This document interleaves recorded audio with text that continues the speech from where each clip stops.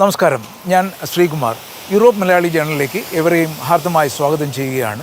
കന്യാകുമാരി മുതൽ കാസർഗോഡ് വരെ വൈവിധ്യമാർന്ന ഭൂപ്രദേശം, വ്യത്യസ്തമായ ഭാഷാ ശൈലികൾ, വ്യത്യസ്തവും രുചികരവുമായ ഭക്ഷണ രീതികൾ, ഇവയെല്ലാം കൊണ്ടും സമ്പുഷ്ടമാണ് നമ്മുടെ കൊച്ചു കേരളം. ഇന്ത്യയുടെ തെക്കേ അറ്റത്തുള്ള കന്യാകുമാരിയിൽ നിന്നും കാസർഗോഡ് വരെ കേരളത്തെ തൊട്ടറിഞ്ഞുള്ള ഒരു യാത്രയാണ്. ഏവർക്കും സ്വാഗതം.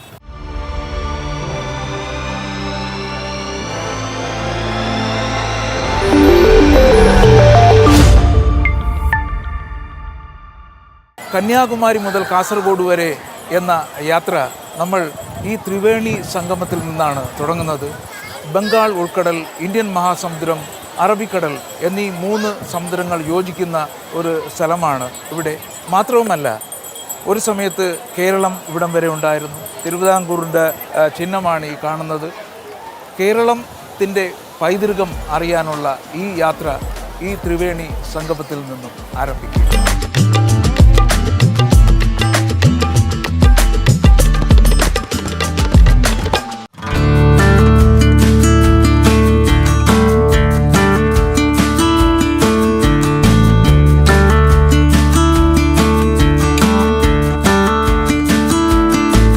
കന്യാകുമാരിയിലെ സൂര്യോദയം ദൃശ്യഭംഗിക്കപ്പുറം പ്രകൃതി ഒരുക്കുന്ന ഒരു വിസ്മയമാണ്. ഈ വിസ്മയം കാണാനായി അതിരാവിലെ തന്നെ ആൾക്കാർ ഇവിടെ തടിച്ചു കൂടിയിട്ടുണ്ട്. കന്യാകുമാരിയിലെ ഒരു ദിവസം ആരംഭിക്കുന്നത് തന്നെ കന്യാകുമാരിയിലെ സൂര്യോദയത്തിൽ നിന്നുകൊണ്ടാണ്.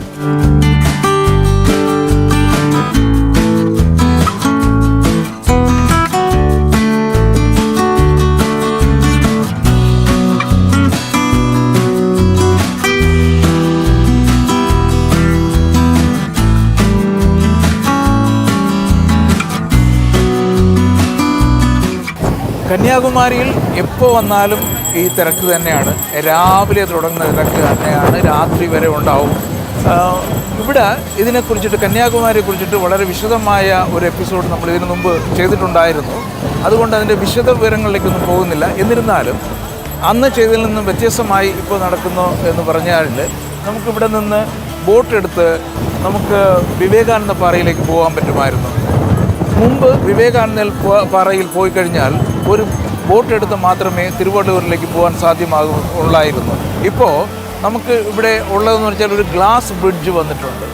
ഇപ്പോൾ വിവേകാനന്ദ പാറയിൽ പോയാൽ ഒരു ഗ്ലാസ് ബ്രിഡ്ജ് വഴി നടന്ന് നമുക്ക് തിരുവള്ളൂർ പാറയിലേക്ക് പോകാം എന്നുള്ളതാണ് പുതിയതായിട്ട് വന്നിട്ടുള്ള വ്യത്യാസം. ഏതായാലും എത്ര പ്രാവശ്യം വന്നാലും നമുക്ക് വളരെ വ്യത്യസ്തമായി തന്നെയാണ് തോന്നുന്നത് ഈ ത്രിവേണി സംഗമത്തിലെത്തും.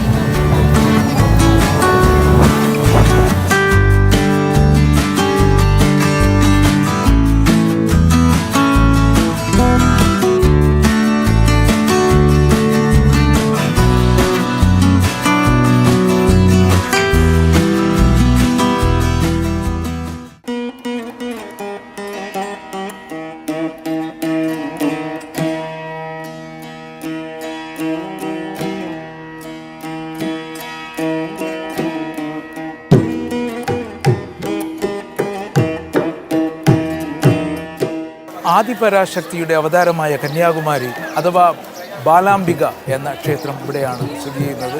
രാവിലെ സൂര്യോദയം കാണാനെത്തുന്ന ആൾക്കാരിൽ ഭൂരിഭാഗം ആൾക്കാരും ഈ അമ്പലത്തിൽ പ്രദക്ഷിണം ചെയ്തിട്ടാണ് തിരികെ പോകാറുള്ളത്.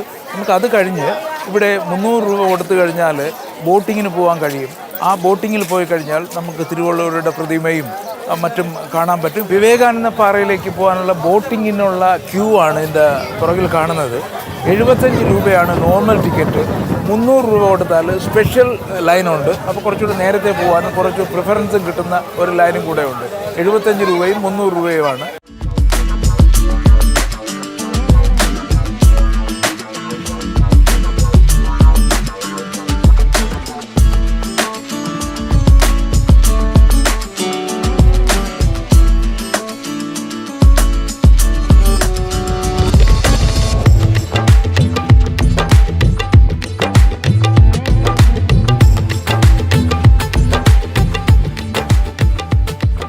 കന്യാകുമാരിയിൽ നിന്നും 500 മീറ്റർ അകലെയുള്ള സ്വാമി വിവേകാനന്ദ പാറയിൽ നമ്മൾ എത്തിയിരിക്കുകയാണ്.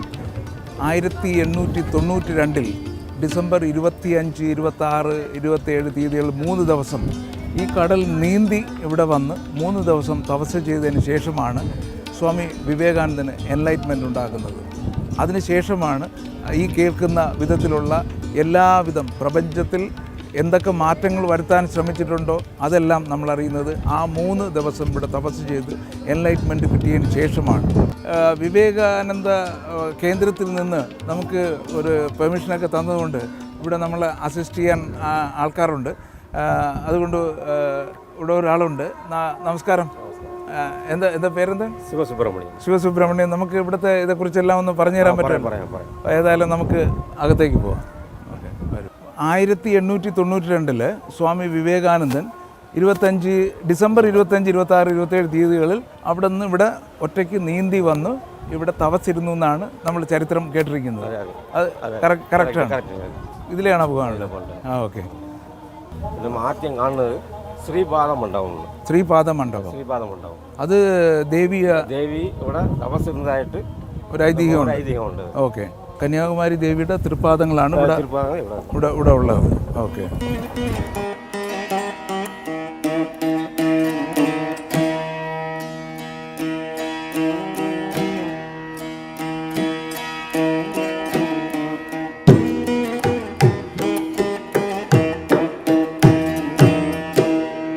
ഇവിടെ നോക്കിയാൽ ഈ 3 കടലും കൂടെ യോജിക്കുന്നത് കാണാൻ പറ്റും അല്ലേ? വ്യക്തമായിട്ട് കാണാൻ പറ്റും. അത് ഏതാണ്? ഈ ഭാഗത്താണ് ആ കൊടി ഇരിക്കുന്നില്ലേ? അവിടെയാണ് 3 അറേബ്യൻ സീ ആണ്.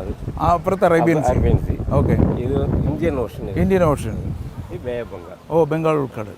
ലോകത്തെങ്ങും ഇല്ലാത്ത ഒരു സംഗമമാണ് അല്ലേ? ഇതാണ് നമ്മുടെ ഭാരതത്തിൻ്റെ ഏറ്റവും അറ്റം. ഭാരതത്തിൻ്റെ ഏറ്റവും അറ്റമാണ്. ഇങ്ങോട്ട് പോയാൽ ശ്രീലങ്ക. ഇവിടെ ഈ ഡയറക്ഷൻ നോക്കാം. ഓക്കെ.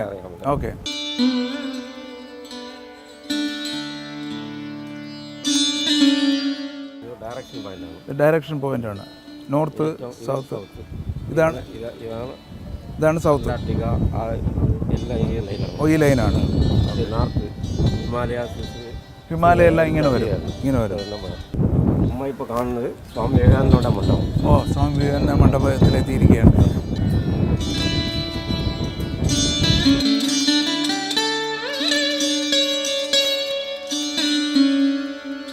ഏതായാലും ഇവിടെ വരുമ്പോൾ ഇതിനകത്ത് ക്യാമറ കൊണ്ടുപോകാൻ അനുവദിക്കത്തില്ല. അതുകൊണ്ട് നമുക്കിതൊന്നും എടുക്കാൻ പറ്റത്തില്ല. 18 ടണ്ണുള്ള 4 പില്ലേഴ്സ് ഉണ്ട് അല്ലേ?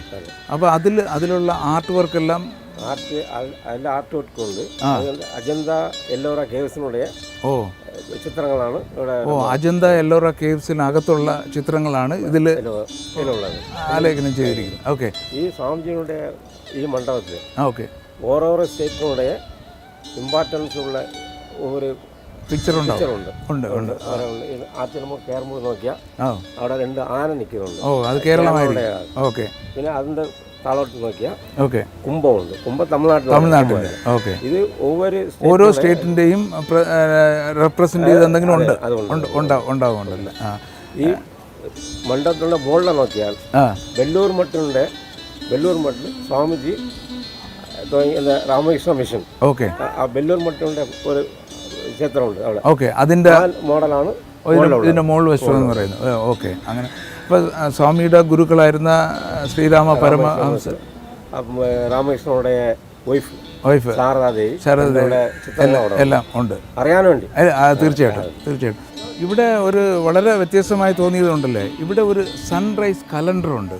അപ്പോൾ സൺ എന്നും ഒരേ സ്ഥലത്തല്ല ഉദിക്കുന്നത്. ഇപ്പോൾ ഉത്തരായനം, ദക്ഷിണായനം എന്ന് പറയുന്നത്, അതായത് ജാനുവരി ആകുമ്പോൾ ഈ ഡയറക്ഷനിൽ ഇവിടെ ഉദിക്കും. ഫെബ്രുവരി, മാർച്ച്, ഏപ്രിൽ ഇങ്ങനെ മാറി വരും. ഓഗസ്റ്റ് എന്നൊക്കെ പറയുന്നത് ഇങ്ങനെ വരും. ഒക്ടോബർ എന്നൊക്കെ പറയുമ്പോൾ ഈ ഡയറക്ഷനിൽ വരും. അപ്പോൾ ഉത്തരായനവും ദക്ഷിണായനവും എന്ന് പറഞ്ഞിട്ട് തിരിച്ചിട്ടുണ്ട്. അപ്പോൾ ഓരോ മാസങ്ങളിലും സൂര്യൻ ഉദിക്കുന്ന സ്ഥലം നമുക്കിവിടെ നിന്ന് നോക്കിയാൽ അറിയാം. ഇവിടെ വന്ന് ഓൾ ഡേയ്സ് നമ്മൾ സൺറൈസ് കാണാം. ഇവിടെ വന്ന് ഓൾ ഡേ കാണാം. പിന്നെ ക്ലൗഡ് ഇല്ലാണ്ട് കാണാം. ക്ലൗഡില്ല, ശരിയാണ്. പിന്നെ ഇവിടെ 6 മാസം തന്നെ സൺസെറ്റ് കാണാം. മറ്റൊരു വലിയ ഇൻഫർമേഷൻ എന്ന് പറയുന്നത് ഒക്ടോബർ ടു മാർച്ച് വരെ മാത്രമേ കന്യാകുമാരിയിൽ നിന്നാൽ സൺസെറ്റ് കാണാൻ പറ്റത്തുള്ളൂ. അപ്പോൾ സൺറൈസും സൺസെറ്റും ഒരുമിച്ച് കാണുന്നത് ഒക്ടോബർ ടു മാർച്ച് വരെ ഇവിടെ കാണാൻ പറ്റത്തുള്ളൂ. മാർച്ച് കഴിഞ്ഞാൽ സൺസെറ്റ് കാണുന്നത് നമ്മളെ കോവളം ആ ഏരിയയിലേക്ക് മാറും. അതായത് ഈ ഉത്തരായനം ദക്ഷിണായനം മാറുന്നതനുസരിച്ചിട്ട് സൺസെറ്റ് മാറുന്നതാണത്. അപ്പോൾ ഇവിടെ നിന്ന് നോക്കിയാൽ എല്ലാ ദിവസവും സൂര്യോദയം ഇവിടെ നിന്ന് നോക്കിയാൽ ഈ ഡയറക്ഷനിൽ കാണാൻ പറ്റും. സൺസെറ്റ് ഒക്ടോബർ ടു മാർച്ച് വരെ ഇവിടെ കാണാൻ പറ്റത്തുള്ളൂ കന്യാകുമാരിയിൽ. അത് കഴിഞ്ഞാൽ ആ ഉത്തരായനം ദക്ഷിണായനം വരുന്നത് കൊണ്ട് ഇത് നമ്മളെ കോവളം ആ ഏരിയയിലേക്ക് പോയാൽ മാത്രമേ സൺസെറ്റ് കാണാൻ പറ്റൂ. ഇത് വലിയൊരു ഇൻഫർമേഷനായിട്ടാണ് എനിക്ക് തോന്നി, ഞാൻ കേട്ടിട്ടില്ലായിരുന്നു കേട്ടോ.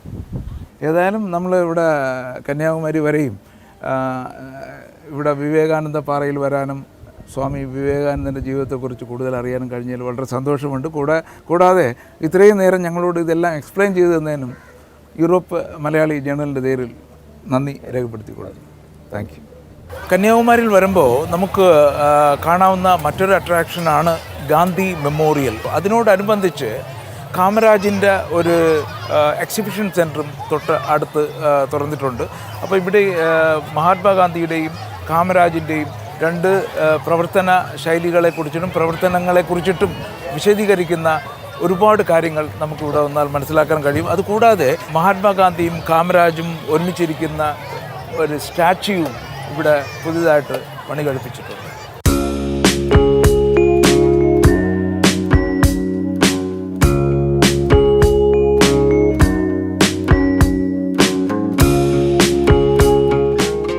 കന്യാകുമാരിയിൽ നമുക്ക് ഒരു പ്രത്യേക അട്രാക്ഷനാണ് ഈ ശംഖുകൾ. ഇതൊക്കെ എല്ലാം പിന്നെ കടലിൽ നിന്ന് കിട്ടുന്ന ശംഖുകളാണ്. ഇതുണ്ട്, ഇങ്ങനത്തെ ചിപ്പികളുണ്ട്, മൊത്തം ചെറിയ ചെറിയ ചിപ്പികളുണ്ട്.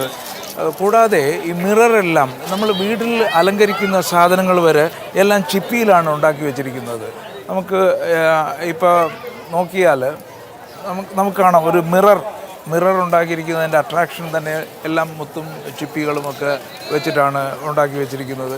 അപ്പോൾ ചിപ്പി കൊണ്ടുള്ള വിവിധ തരം കരകൗശല വസ്തുക്കൾ നമുക്കിവിടെ നിന്ന് വാങ്ങി വീടുകൾ അലങ്കരിക്കാൻ വയ്ക്കാവുന്നതാണ്.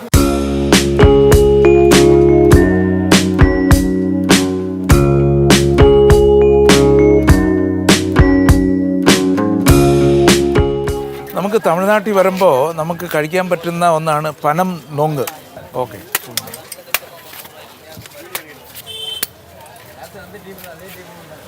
അപ്പോൾ ഒരു പനം നൊങ്ക് കഴിച്ച് കളയാമെന്ന് വിചാരിക്കുന്നു. ഇവിടെ വന്നു കഴിഞ്ഞാൽ നമുക്ക് അതിൻ്റേതായ ഇവിടുത്തെ പ്രത്യേകതയാണ്. നമ്മളവിടുത്തെ കരിക്ക് പോലെ തന്നെയാണ് ഇവരുടെ പനം നൊങ്കെന്ന് പറയുന്നത്.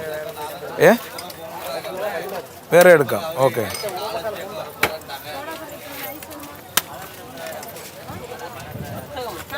ആദ്യം വെട്ടിയത് ശരിയല്ലായിരുന്നു, അതുകൊണ്ട് ഒരിക്കൽ കൂടെ വെട്ടേണ്. വേറെ ഒന്ന് വെട്ടി നല്ലത് നോക്കിയെടുത്ത് തരാൻ പോവുകയാണ്.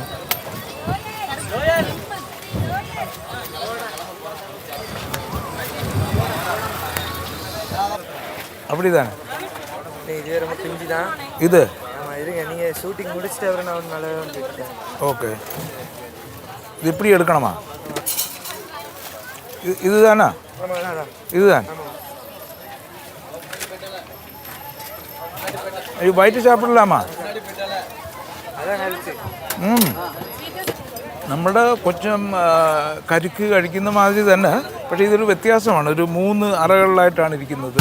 നൊങ്ങെന്ന് പറഞ്ഞിട്ട് ചെറുതായിട്ട് ഒരു കിട്ടും, ഒരു യെല്ലോ പീസായിട്ടിരിക്കും.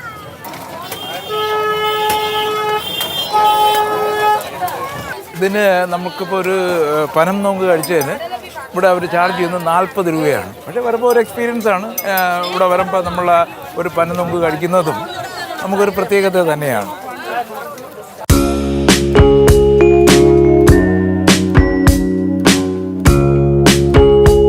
ഇവിടെ ഒരു പുതിയ സാധനം ഇരിപ്പുണ്ട്. കണ്ടിട്ട് നമ്മൾ ഇടിക്കട്ട എന്നൊക്കെ പറയും. നമ്മൾ ഇടി കൂടാൻ പോകുമ്പോൾ ഇടിക്കട്ട പോലത്. എന്നാ ഇത്? இது பெயின் கில்லர் ஐட்டம். பெயின் கில்லரா? இது வந்து கை வலி, முதுகு வலி, கழுத்து வலி, இடுப்புக்கு நல்லா இருக்கும். எல்லாம் இருக்குவா? ஸ்டீலா? ஸ்டீல். ஓ, எப்படி? இது இப்படி வச்சு இப்படி தைக்கலாம். இது மசாஜர் போல. ஓ, மசாஜர் அடிப்பொலியாக இருக்கும். ஓ, அப்படியே இப்படி தைக்கணும். பின்னால் குறுக்கு வலி இப்படி பொறுத்து வரும். ஓகே. ஓ, ஒன்றும் இல்லை. ஓகே കാണും. அப்படி கழுத்து வலிக்கு நல்லா அடிப்பொலியான. ஓ, கழுத்து வலி, முதுவலி, கழுத்து வலி, குறுக்கு வலி, இடுப்பு வலி, கால் வலிக்கு எல்லா வலிக்கும் சூப்பராக இருக்கும். ஓ, അപ്പോൾ ഇനിയിപ്പോൾ ഹോസ്പിറ്റലിലെ தேவையில்ல. ஆஸ்பத்திரி தேவை தான், இருந்தாலும் ஒரு എമർജൻസിക്ക് ഇത് കൊടുത്താൽ എല്ലാം റെഡിയാക്കും. ஆமாம், இது ஒரு எமர்ஜென்சிக்கு யூஸ் பண்ணிக்கலாம், வீட்டில் யூஸ் பண்ணிக்கலாம். ഓക്കെ, ഇത് ചുമ്മാ എടുത്ത് മസാജ് പണിക്കൊണ്ടിരിക്കല്ല. ഏതായാലും ഒന്ന് വാങ്ങലാം. 3D massager. ஆமாம், 3D മസാജറാണ്, വളരെ ചീപ്പാണ്. ഏതായാലും എനിക്ക് സ്പെഷ്യൽ ഡിസ്കൗണ്ട് തരുമെന്ന് വിചാരിക്കുന്നതുകൊണ്ട് യഥാർത്ഥ വില പറയുന്നില്ല അല്ലേ? എപ്പോഴൊക്കെ വിളിക്കും? 200 200 രൂപ. 200 രൂപ കൊടുത്തു കഴിഞ്ഞാൽ പെയിൻ കില്ലറാണ്. എന്ത് വേണം? അത് ഏതായാലും മേടിച്ചൊന്ന് ട്രൈ ചെയ്ത് നോക്കാം. Okay, thank you. നമുക്ക് ഇവിടെ ഇത് കന്യാകുമാരിയുടെ എക്സ്പാൻഡ് ചെയ്തുകൊണ്ടിരിക്കുകയാണ്. കാരണം എന്ന് പറഞ്ഞു കഴിഞ്ഞാൽ 100 കണക്കിന് പുതിയ പുതിയ കടകളാണ് ഇവിടെ വന്നിരിക്കുന്നത്. ഒരുപക്ഷേ 100 കണക്കിനുള്ള ആൾക്കാർ ഈ സ്ഥലം കൊണ്ട് ഉപജീവന മാർഗവും ചെയ്യുന്നു എന്നുള്ളതാണ്. മറ്റൊരു കാര്യം എന്ന് പറഞ്ഞാൽ ഇതിൻ്റെ തൊട്ടടുത്തൊരു ലൈറ്റ് ഹൗസ് ഉണ്ട്. ലൈറ്റ് ഹൗസിൽ കയറുന്നതിന് 10 രൂപയേ ഉള്ളൂ. ആ ലൈറ്റ് ഹൗസിൽ കയറി നിന്ന് കഴിഞ്ഞാൽ നമുക്കിവിടുത്തെ ഉദയവും അസ്തമനവും കാണാൻ കഴിയുന്നതാണ്.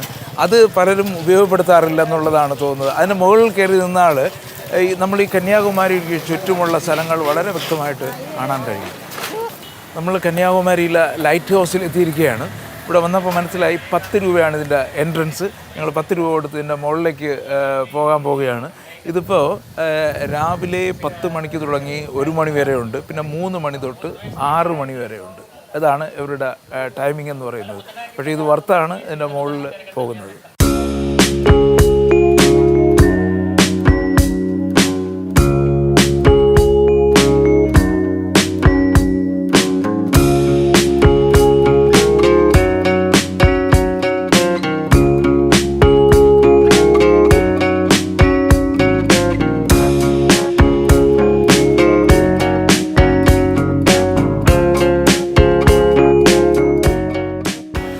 നമ്മളിപ്പോൾ ലൈറ്റ് ഹൗസിൻ്റെ ഏറ്റവും മുകളിലാണ് നിൽക്കുന്നത്. അപ്പോൾ കന്യാകുമാരി വരുമ്പോൾ നമ്മൾ കഴിഞ്ഞ തവണ വന്നപ്പോഴും മിസ്സായ ഒരു സ്ഥലമാണിത്. ഈ 10 രൂപ എൻട്രി ഫീ മാത്രമേ ഉള്ളൂ. ഇതിൻ്റെ മുകളിൽ വന്നു കഴിഞ്ഞാൽ കന്യാകുമാരി 4 ചുറ്റാകുകയും കാണാൻ പറ്റും. മാത്രമല്ല ഇപ്പോൾ സാധാരണ അവിടെ വന്ന് എല്ലാവരും ഉദയമൊക്കെ കാണാൻ അവിടെ ഞെരുങ്ങി നിൽക്കുന്ന ഒരു അവസ്ഥയാണ്. ഇവിടെ വന്ന് നിന്നാൽ ഉദയവും കാണാം, അസ്തമയവും കാണാൻ പറ്റുന്ന ഒരു സാഹചര്യമാണുള്ളത്. 10 രൂപ കൊടുത്തു കഴിഞ്ഞാൽ ഇതിൻ്റെ മുകളിൽ വരാം. ആരും നിർബന്ധിക്കുന്നില്ല, പെട്ടെന്ന് ഇറങ്ങി പോകാനൊന്നും ആരും നിർബന്ധിക്കുന്നില്ല. ഇപ്പോൾ ലിഫ്റ്റുണ്ട്, ഇപ്പോൾ സ്റ്റെപ്പൊന്നും കയറേണ്ട കാര്യമില്ല, ലിഫ്റ്റ് എടുത്ത് മുകളിലേക്ക് വരാവുന്നതാണ്. ഇപ്പോൾ കന്യാകുമാരി വരുമ്പോൾ ഒരു മസ്റ്റ് വിസിറ്റ് പ്ലേസാണ് ഈ ലൈറ്റ് ഹൗസിൻ്റെ മുകളിലേക്ക്. 10 രൂപ മാത്രമേ ഉള്ളൂ. ഇതിൽ വരേണ്ടത്, അതായത് കന്യാകുമാരി ജംഗ്ഷനിൽ വരുമ്പോൾ സ്റ്റേഷനുണ്ട്, റെയിൽവേ സ്റ്റേഷനുണ്ട്. ആ റെയിൽവേ സ്റ്റേഷൻ്റെ ആ തൊട്ടടുത്ത് ഒരു പോലീസ് സ്റ്റേഷനൊക്കെ ഉണ്ട്. അതിൻ്റെ റൈറ്റിലോട്ട് തിരിഞ്ഞു വന്നു കഴിഞ്ഞാൽ ഇവിടെ വരാൻ പറ്റും. പക്ഷേ പാർക്കിംഗ് കുറച്ച് ബുദ്ധിമുട്ടാണ്. കുറച്ച് ദൂരെ എവിടെയെങ്കിലും പാർക്ക് ചെയ്തിട്ട് വരുന്നതായിരിക്കും ഭംഗി. നമ്മൾ ഈ ലൈറ്റ് ഹൗസിൻ്റെ മുകളിൽ വന്നു കഴിഞ്ഞാൽ നമുക്ക് ആദ്യം ഇവിടെ കാണാൻ കഴിയുന്നത് തിരുവള്ളുവരുടെ പ്രതിമ കാണാൻ കഴിയും, വിവേകാനന്ദ പാറ കാണാൻ കഴിയും. അത് കഴിഞ്ഞാൽ നമുക്ക് ദേവീ ക്ഷേത്രം കാണാൻ കഴിയും. അത് കഴിഞ്ഞാൽ നമുക്ക് മഹാത്മാഗാന്ധിയുടെ മെമ്മോറിയൽ കാണാൻ പറ്റും. അത് കഴിഞ്ഞാൽ കാമരാജിൻ്റെ കാണാൻ പറ്റും. നമുക്ക് ഈ വശത്തേക്ക് നോക്കിക്കഴിഞ്ഞാൽ ഇവിടുത്തെ പ്രസിദ്ധമായ പള്ളി കാണാൻ കഴിയും. അപ്പോൾ നമ്മൾ കന്യാകുമാരിയിൽ വരുമ്പോൾ ഇവിടെ നിന്ന് ഒറ്റ നോട്ടത്തിൽ ഇതെല്ലാം കാണാൻ കഴിയുമെന്നുള്ളതാണ് ഇതിൻ്റെ പ്രത്യേകത.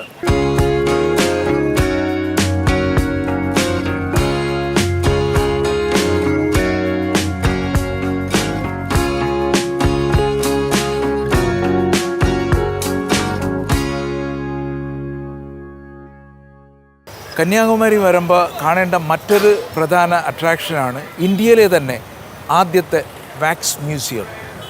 അപ്പോൾ അവിടത്തേക്ക് നമ്മൾ എൻട്രി പെർമിറ്റൊക്കെ മേടിച്ചിട്ടുണ്ട്. പക്ഷേ ഇവിടെ വലിയ ബുദ്ധിമുട്ടൊന്നുമില്ല. ക്യാമറ കൊണ്ടുപോകാമോ എന്ന് ചോദിച്ച് കൊണ്ടുപോയിക്കോളാൻ പറഞ്ഞു. ഏതായാലും 120 രൂപ ടിക്കറ്റ് എടുത്ത് ഞങ്ങൾ ഈ ഇന്ത്യയിലെ തന്നെ ആദ്യത്തെ വാക്സ് മ്യൂസിയം കാണാനായിട്ട് അകത്തേട്ട് പോവുകയാണ്.